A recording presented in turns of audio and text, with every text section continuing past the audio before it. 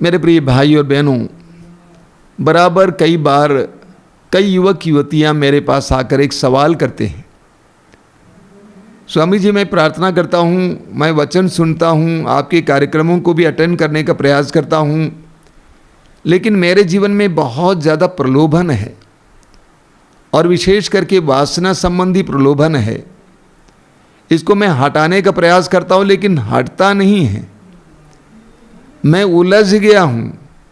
इब्रानियों के पत्र के अध्याय 12 वाक्य 1 में संत पौलुस कहते हैं, पाप हमें उलझाता है, उलझ जाते हैं और सवाल करते हैं कि स्वामी जी कब तक चलेगा। मैं उनको एक ही जवाब दिया करता हूँ और वो जवाब है, ईमानदारी से लड़ाई को जारी रखिए। कब तक के सवाल का कोई जवाब नहीं है। एक बहुत सुंदर बात है, एक बार एक 25 साल का युवक 75 साल के एक वृद्ध सन्यासी के पास गया और कहा कि महाराज ये बताइए, मेरे जीवन में बहुत परीक्षाएं होती हैं, प्रलोभन होता है, इन प्रलोभनों से मुझे कब छुटकारा मिलेगा, कब ये प्रलोभन बंद हो जाएंगे। सन्यासी जी ने कहा कि बेटा मैं 75 साल का हो गया हूं, मैं भी यही सवाल कर रहा हूं। हम प्रलोभन से बच नहीं सकते, प्रलोभन हमेशा रहेगा, जीवन के अंत तक रहेगा। हाँ, प्रलोभन का रूप बदलेगा, मात्रा बदलेगी, हमारे जीवन के अंत तक कोई ना कोई प्रलोभन रहेगा। जैसा कि मैंने कहा, मात्रा बदल सकती है, रूप बदल सकता है। आप जानते हैं वृद्धावस्था में कई लोगों में एक बहुत बड़ा प्रलोभन है, जीवन को अंत करने का प्रलोभन, निराशा का प्रलोभन, और ये तो सबसे खतरनाक प्रलोभन है। तो हम प्रलोभन से दूर नहीं रह सकते। इसीलिए प्रभु यीशु मत्ती के सुसमाचार के अध्याय 18 उसके वाक्य 7 में कहते हैं, प्रलोभन अनिवार्य है। प्रलोभन अनिवार्य है यानी प्रलोभन रहेगा। इसीलिए प्रभु यीशु ने जब प्रार्थना सिखाई, हे हमारे पिता की प्रार्थना, तो प्रभु ने कहा कि इस तरह प्रार्थना करो, हे हमारे पिता जो स्वर्ग में है। आगे हम पढ़ते हैं, प्रभु ने कहा इस तरह प्रार्थना करो, हमें परीक्षा में गिरने ना दे परंतु बुराई से बचा। हमें परीक्षा में गिरने ना दें परंतु बुराई से बचा। यानी परीक्षाएं रहेंगी, प्रलोभन रहेगा। प्रभु यीशु के जीवन में प्रभु यीशु ने स्वयं प्रलोभनों का सामना किया। वचन में लिखा हुआ है 40 दिन और 40 रात जब प्रभु यीशु मरु प्रदेश में, निर्जन प्रदेश में उपवास और प्रार्थना में लीन थे, उस समय उनका बार बार प्रलोभन हुआ। कई प्रकार का प्रलोभन उनके जीवन में आया।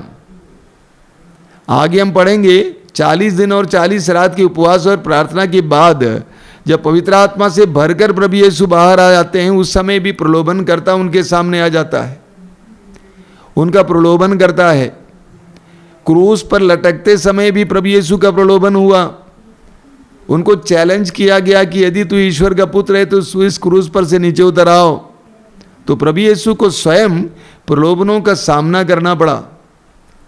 पेतरुस के पहले पत्र के अध्याय 5 वाक्य 8 में पेतरुस कहते हैं, आपका शत्रु शैतान दहाड़ते सिंह की तरह विचरता है। आपका शत्रु शैतान दहाड़ते सिंह की तरह विचरता है, ढूंढते रहता है कि किसे फाड़ खाएं। यानी प्रलोभन करता शैतान चुपचाप नहीं बैठा हुआ है, बल्कि दहाड़ते सिंह की तरह दौड़ते रहता है, विचरते रहता है, ढूंढते रहता है कि किसे फाड़ खाएं। और ये भी समझ लीजिए, कोई भी ऐसा स्थान नहीं है जहां पर प्रलोभन नहीं आ सकता है। बताइए, उत्पत्ति ग्रंथ के सुंदर कथा में, उत्पत्ति ग्रंथ अध्याय 3 में हम पढ़ते हैं कि आदन बगान में प्रलोभन करता आता है। अगर आदन बगान में प्रलोभन करता आ सकता है, निर्जन प्रदेश में उपवास और प्रार्थना में लगे प्रभु यीशु के पास प्रलोभन करता आ सकता है, तो आप और मेरे पास प्रलोभन करता क्यों नहीं आएगा? जरूर आएगा। तो प्रभु यीशु कहते हैं प्रलोभन अनिवार्य है। हम कैसे प्रलोभनों का सामना करें, इसके बारे में हम संत पौलुस से सुनेंगे। संत पौलुस तिमोथी के दूसरे पत्र की अध्याय 4 उसके वाक्य 7 में इस तरह कहते हैं, मैं अच्छी लड़ाई लड़ चुका हूं, अपनी दौड़ पूरी कर चुका हूं और पूर्ण रूप से ईमानदार रहा हूं। पौलुस कहते हैं मैं अच्छी लड़ाई लड़ चुका हूं, अपनी दौड़ पूरी कर चुका हूं और पूर्ण रूप से ईमानदार रहा हूं। पौलुस ये नहीं कहते हैं कि मैं अपनी लड़ाई में जीत चुका हूं, बिल्कुल नहीं। पौलुस कहते हैं कि मैं अच्छी लड़ाई लड़ चुका हूं, अंत में कहते हैं मैं पूर्ण रूप से ईमानदार रहा हूं। और प्रभु ईश्वर आज हमसे भी यही कह रहा है, अच्छी लड़ाई लड़ो। हमारा काम है लड़ाई लड़ना, जीतना हमारे वश की बात नहीं है।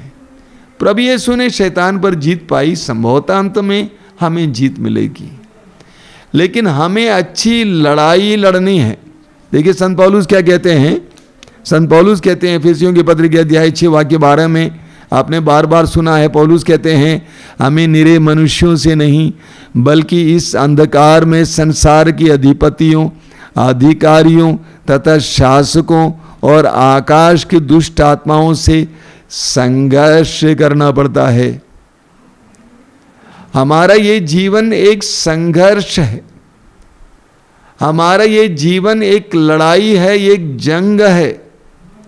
हम इससे भाग नहीं सकते हैं। वचन में लिखा हुआ है, कोरिन्थियों के दूसरे पत्र के अध्याय 12 में पौलुस ने प्रभु से कहा, वाक्य 8 से आप पढ़ेंगे, प्रभु से कहा कि प्रभु मेरे अंदर जो कांटा है, कोई ऐसी समस्या थी जिससे पौलुस बहुत ज़्यादा परेशान था। पौलुस ने प्रभु से कहा कि प्रभु इस कांटे को निकालिए। पौलुस कहते हैं कि मैंने 3 बार या बार बार प्रभु से कहा। प्रभु ने क्या कहा, मेरी कृपा तुम्हारे लिए पर्याप्त है, मेरी कृपा तुम्हारे लिए पर्याप्त है। संत पौलुस अपने जीवन में लड़ाई लड़ते थे, अपने जीवन में संघर्ष करते रहे। पौलुस कहते मैं ईमानदार रहा, पूरी तरह से ईमानदार रहा, यही हमारा काम है।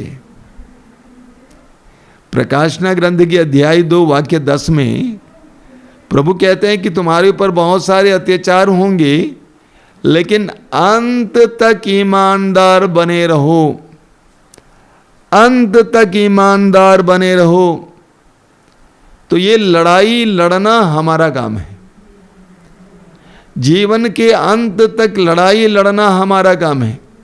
शैतान से लड़ना, प्रलोभनों से लड़ना, परीक्षाओं से लड़ना हमारा काम है।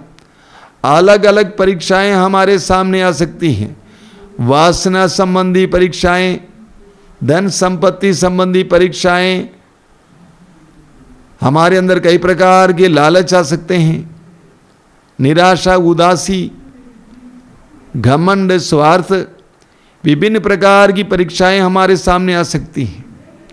उन सारी परीक्षाओं में प्रभु कहते हैं, प्रभु का वचन कहता है कि हमें लड़ना है, संघर्ष जारी रखना है। और इस लड़ाई को लड़ने के लिए एफेसियों के पत्र के अध्याय 6 वाक्य 10 में संत पौलुस क्या कहते हैं, अंत में यह आप लोग प्रभु से और उसके अपार सामर्थ्य से बल ग्रहण करें। ये लड़ाई लड़ने के लिए हमें कहां से सामर्थ्य प्राप्त करना होगा? प्रभु से और उसके सामर्थ्य से, उसके आत्मा से। प्रभु से और उसके आत्मा से सामर्थ्य पाते रहें। ये लड़ाई लड़ने के लिए हमें ईश्वरीय सामर्थ्य की जरूरत होती है। हमारी मानुषिक शक्तियां टूट जाती हैं, शिथिल हो जाती हैं, हमें ईश्वरीय सामर्थ्य की जरूरत होती है। इसीलिए प्रभु यीशु ने कहा मार्कुस अध्याय 14 वाक्य 38 में, जागते रहो और प्रार्थना करते रहो जिससे तुम परीक्षा में न गिर जाओ। क्योंकि आत्मा तो तत्पर है लेकिन शरीर दुर्बल है। इसीलिए प्रभु यीशु कहते हैं जागते रहो और प्रार्थना करते रहो। हमें प्रतिदिन शैतान से लड़ना पड़ता है, विभिन्न प्रकार की आत्माओं से लड़ना पड़ता है। इसीलिए हमें प्रार्थना को बनाए रखना है। प्रभु यीशु एक बहुत बड़े संकट से गुजरने वाले थे। प्रभु ने कैसे अपने आप को तैयार किया? प्रार्थना में तैयार किया। प्रभु को मालूम था कि उनका मन टूट सकता है, दिल टूट सकता है, उनका विश्वास टूट सकता है। इसलिए उन्होंने अपने आप को प्रार्थना के द्वारा पुष्ट किया। आपके जीवन में परीक्षाएं हैं, प्रलोभन हैं, मेरे भाई मेरी बहन, प्रार्थना मत त्यागिए, प्रार्थना को बढ़ाइए। प्रार्थना को बढ़ाइए। लूकस के सुसमाचार के अध्याय 9 में हम पढ़ेंगे कि प्रभु यीशु ने उस अबदूतग्रस्त जवान से अबदूत को निकाला। शिष्यों ने पूछा कि हम क्यों नहीं हटा पाए, तो प्रभु ने कहा इस तरह की, इस जाति की दुष्ट आत्माएं बिना उपवास और प्रार्थना के नहीं हटाई जा सकती है। तो प्रभु यीशु कहते हैं कि प्रार्थना करते रहो, जागते रहो और प्रार्थना करते रहो ये लड़ाई लड़ने के लिए। इस लड़ाई को लड़ने के लिए 1 पेतरुस अध्याय 5 वाक्य 8 में पेतरुस कहते हैं आप जागते रहें और संयम रखें। इस लड़ाई को लड़ने के लिए आप जागते रहें और संयम रखें। सोना नहीं है, आलसी नहीं होना है, अपने को जगाए रखना है। कौन आ रहा है, कौन जा रहा है, कौन सा इमोशन मेरे अंदर है, कौन सा विकार मेरे अंदर है, मुझे क्या करने के लिए प्रेरित कर रहा है, जागते रहना है और संयम रखना है। अपनी आँखों पर संयम रखना, अपने कानों पर संयम रखना, अपनी जुबान पर संयम रखना, अपने हाथ पर संयम रखना। तो पेतरुस कहते हैं लड़ाई लड़ने के लिए जागते रहना है और संयम रखना है। इस लड़ाई को लड़ने के लिए हमें पवित्र वचन को इस्तेमाल करना है। सुसमाचारों में हम पढ़ते हैं कि प्रभु यीशु की परीक्षा हुई। शैतान ने कहा इन पत्थरों को रोटी बना दो और खा लो क्योंकि तुम मर जाओगे नहीं तो। प्रभु ने कहा लिखा है मनुष्य केवल रोटी से ही नहीं जीता है बल्कि परमेश्वर के मुख से निकलने वाले हर एक वचन से जीता है। फिर शैतान ने कहा, वो शैतान ले गया मंदिर की चोटी पर और कहा कि कूदो क्योंकि लिखा है कि तुम्हारे दूत तुम्हें बचा लेंगे। प्रभु ने कहा लिखा है अपने प्रभु ईश्वर की परीक्षा मत लो। फिर शैतान ने प्रभु यीशु को ऊंचे पहाड़ पर ले जाकर वैभव दिखाया और कहा कि ये सारा वैभव मेरा, मैं तुम्हें दे दूंगा, मेरी आराधना करो। तो प्रभु ने कहा लिखा है अपने प्रभु ईश्वर को छोड़कर और किसी की आराधना मत करो। तो प्रभु यीशु ने प्रलोभन में, परीक्षा में वचन का इस्तेमाल किया। इसलिए पवित्र वचन को सुनिए, पवित्र वचन को पढ़िए, पवित्र वचन को बार बार दोहराइए। इस प्रकार हम प्रलोभन में, परीक्षा में शैतान से लड़ने के लिए सक्षम होंगे, सफल होंगे। कभी हार नहीं मानना चाहिए, कभी हार नहीं मानना चाहिए। जिस समय आप हार मानेंगे उस समय आप बर्बाद हो जाएंगे। हार नहीं मानना चाहिए। मैं कई कैथोलिक भाई बहनों से कहता हूँ आपके पास एक बहुत सुंदर संस्कार है, पाप स्वीकार का संस्कार, मेल मिलाप का संस्कार। बार बार संस्कार को ग्रहण कीजिए। कई लोग बोलते हैं स्वामी जी वही पाप बार बार करते हैं तो बार बार कैसे पाप स्वीकार करें। बार बार पाप स्वीकार करते जाइए, तब तक पाप स्वीकार करते जाइए जब तक कि आप शैतान को ना परास्त करें। अगर आप पाप स्वीकार करना बंद करेंगे तो आप हार गए। अगर आप प्रार्थना करना बंद किए तो आप हार गए। अगर आप वचन पढ़ना सुनना बंद किए तो आप हार गए। हारिए मत, हार मत मानिए, बल्कि लड़ाई को जारी रखिए, बराबर लड़ते रहिए। पौलुस कहते हैं मैं अच्छी लड़ाई लड़ चुका हूं। अपने जीवन के अंत में पौलुस इतना ही कहते हैं मैं अच्छी लड़ाई लड़ चुका हूं। पौलुस ने कहते हैं कि मैं लड़ाई में जीत चुका हूं, बिल्कुल नहीं। और प्रभु ईश्वर हम में से हर एक से यही चाहता है कि हम अच्छी लड़ाई लड़ें, ईमानदारी से लड़ाई लड़ें। प्रभु ईश्वर यही चाहता है। देखिए पौलुस कितने महान व्यक्ति थे, इतने महान व्यक्ति जिसके द्वारा प्रभु बड़े बड़े चमत्कार और चिन्ह प्रकट करते थे। ऐसे महान व्यक्ति अपने जीवन के अंतिम पलों में कहते हैं कि मैं अच्छी लड़ाई लड़ चुका हूं। मेरे प्रिय भाई और बहनों, मैं जानता हूं कि आप में से कई लोग विभिन्न प्रकार के प्रलोभनों में पड़ जाते हैं या प्रलोभनों से उलझ जाते हैं। मैं स्वयं अपने जीवन में अलग अलग प्रकार के प्रलोभनों का सामना करता हूँ। आसान बात नहीं है, क्योंकि शैतान कभी भी निष्क्रिय नहीं है। वो दहाड़ते सिंह की तरह विचरता है, कभी कभी चुपचाप हमारे जीवन में प्रवेश करने का प्रयास करता है। अय्यूब के बारे में सोचिए, अय्यूब इतने बड़े भक्त थे, धनी थे, उसके जीवन में शैतान ने उसके विश्वास को तोड़ने के लिए कितनी विपत्तियां लाई, लेकिन अय्यूब टूटा नहीं, विश्वास में बने रहे। इसी तरह हमें भी अपने जीवन में प्रलोभनों का सामना करना है, ये स्वीकार कीजिए कि प्रलोभन अनिवार्य है। पहले से स्वीकार कीजिए कि प्रलोभन अनिवार्य है, मुझे संघर्ष जारी रखना है, मुझे लड़ाई जारी रखनी है। आइए हम प्रार्थना करें। प्रभु यीशु ने हमसे कहा, प्रार्थना करो कि पिता हमें परीक्षा में गिरने ना दे, हमें प्रलोभनों में गिरने ना दे, परंतु बुराई से बचा।